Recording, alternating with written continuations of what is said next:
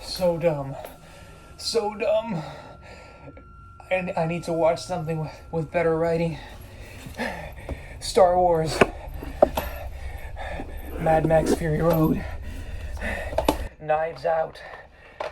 So dumb. So dumb. Man, what a fucking baby. Jeez. I mean, the movie wasn't even that bad. But I give a fictional character 2 little videos to do, and he has to act all whiny and... Oh. Whoa. Forgot about that one. Ugh. That's not good, no. Alright, next.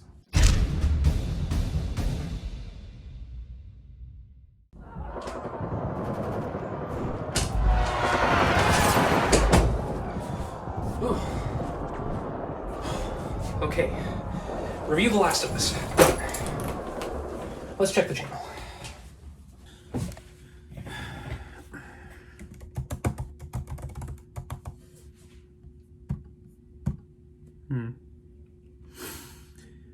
Well, Sebastian's done some stuff, but it looks like Evil Diego hasn't finished that second review yet.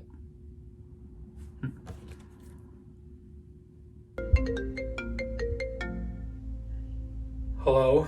Hey, Evil Me, what's happening, man? Very little. How you feeling? Exhausted. Okay, well, have you been working on anything since that last video? I was comatose, but unfortunately I'm awake now. Why are you calling? I'm trying to fast-track that Spider-Man series. You were supposed to do Amazing Spider-Man 2. You haven't done that yet? No, I mean, why are you calling? I'm fictional. I don't even have a phone number.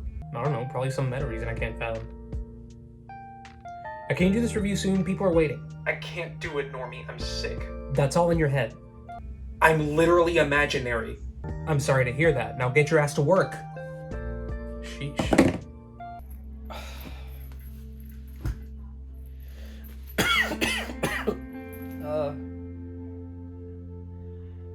I'm dying.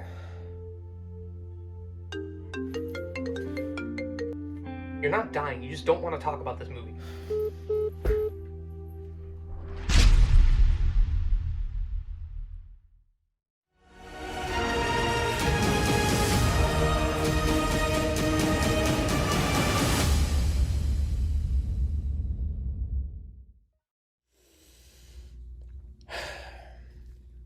Well, I'm back.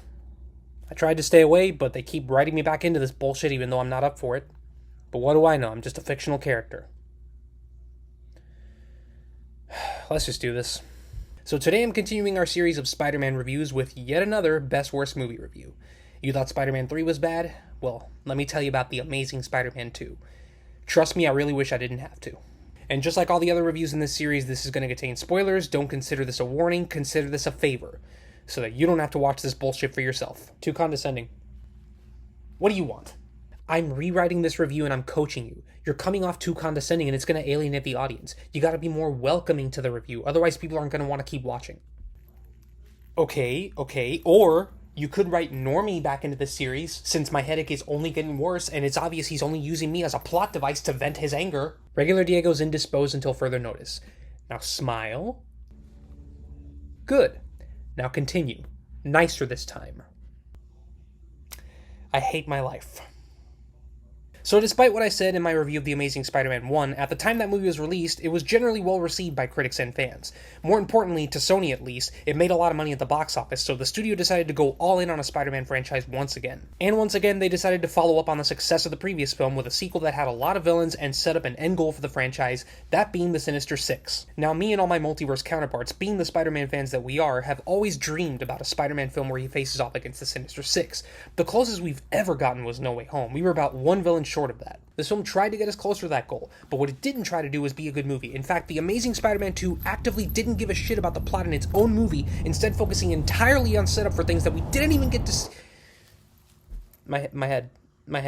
Oh. So before I need to lay down again, let's get into the positives here.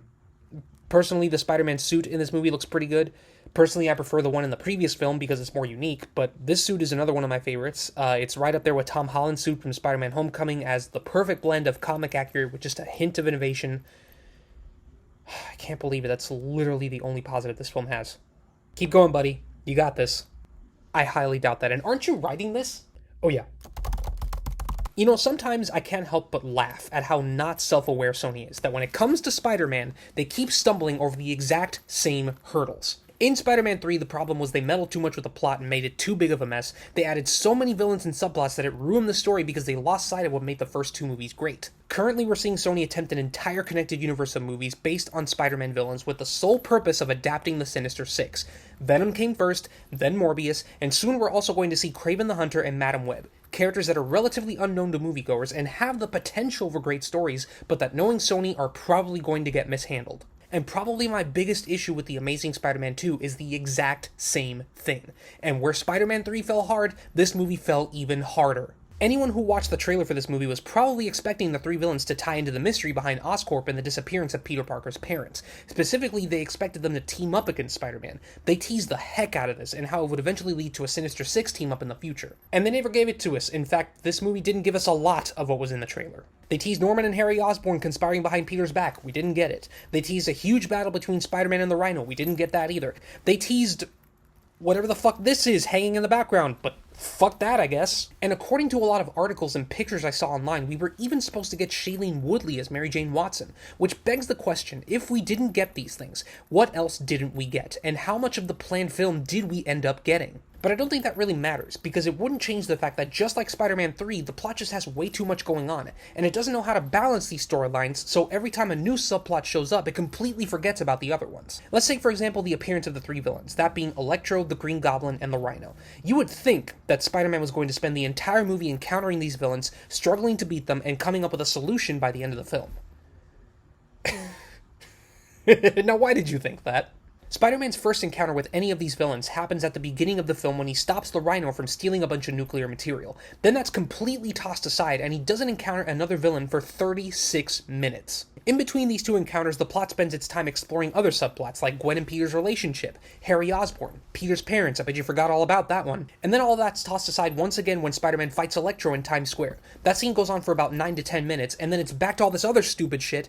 It takes us 50 minutes to get to the next action scene. 50. That is a terrible use of pacing in a movie that is supposed to be about a crime-fighting superhero. This movie's 2 hours and 21 minutes long, and for most of the runtime, Spider-Man doesn't confront or fight a single one. Now, I bet you're wondering, what is Spider-Man doing in this movie? Peter's internal struggle, or at least one of 3 internal struggles that he has in this movie, is that his guilt over Captain Stacy's death in the first film is weighing on him, and he's debating breaking up with Gwen to keep her safe. This ultimately culminates with Gwen Stacy, I guess, taking the bullet for him? I break up with you. I break up with you.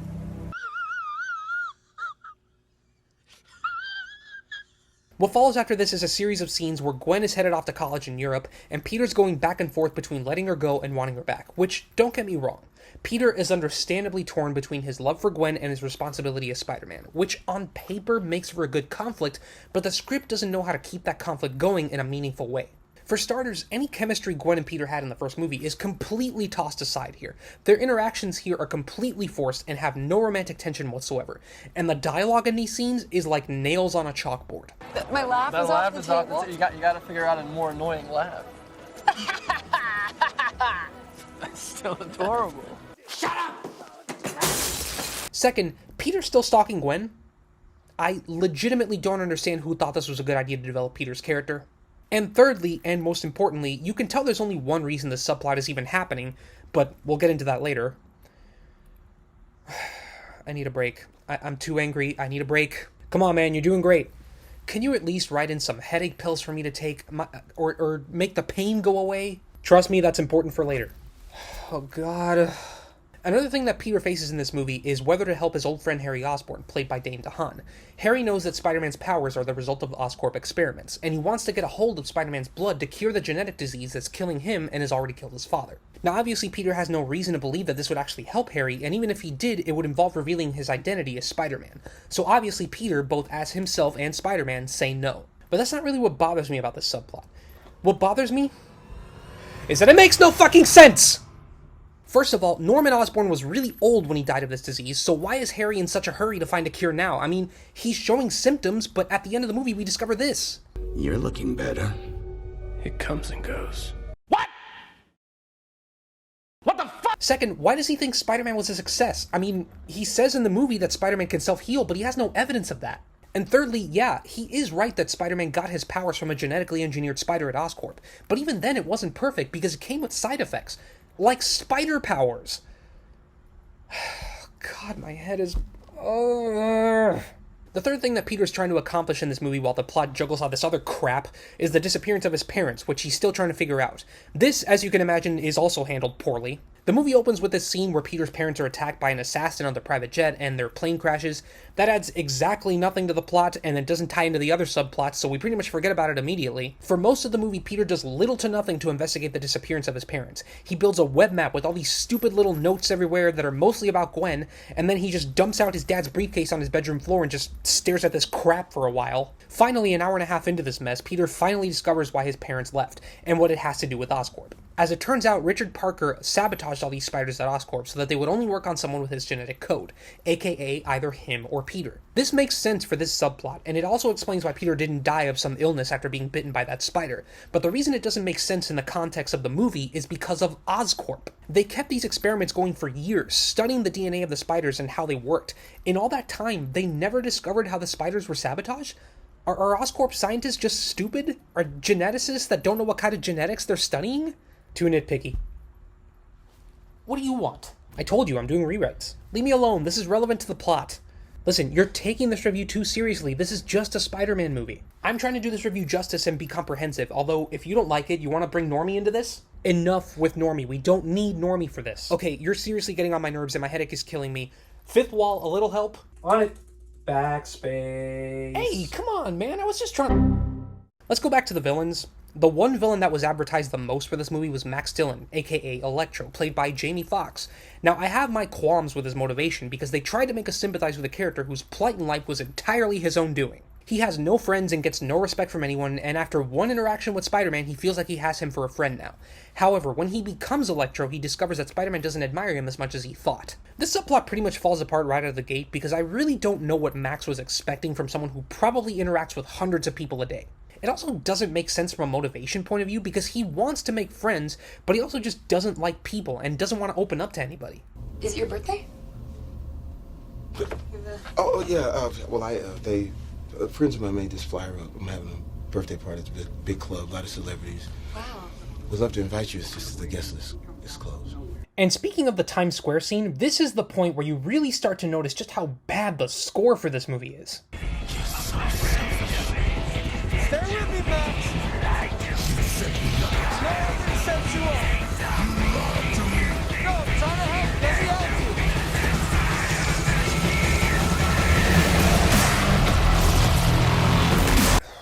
Can I please get some headache pills? Next we have the Rhino, and I would actually like to rescind something that I said in my previous review.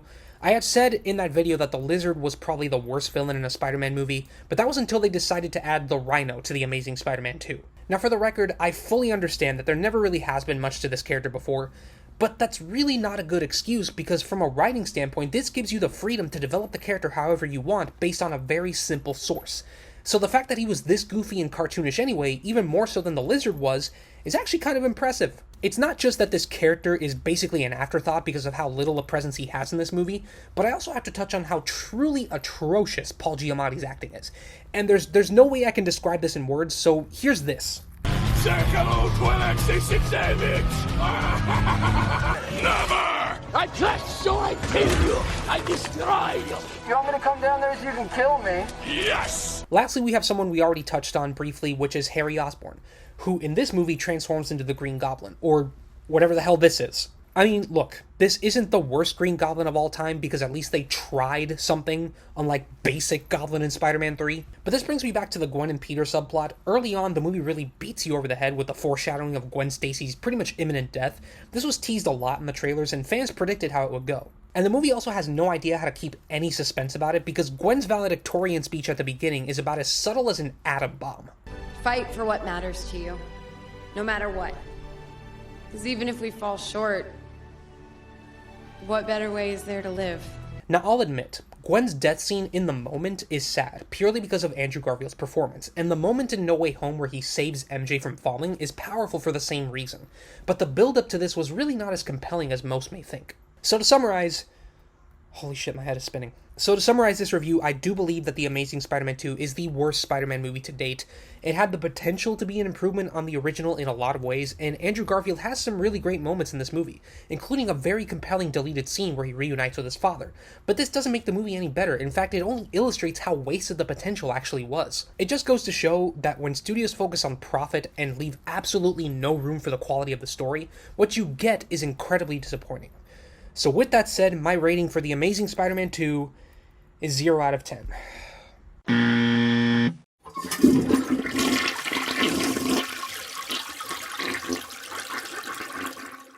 Oh god, not again. Fourth wall. Fourth wall, help. Don't worry, buddy. I got you. Oh god, my head. Oh, fourth wall. Fourth wall now. Okay, gotcha. Incoming.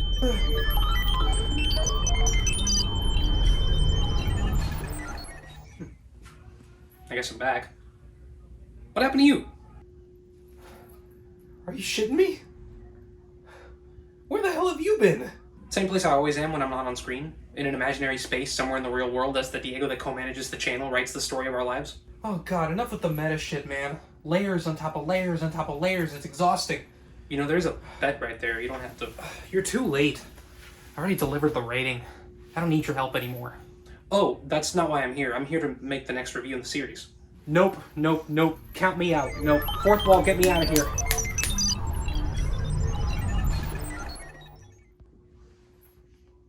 Okay. Guess I'll have to do this on my own.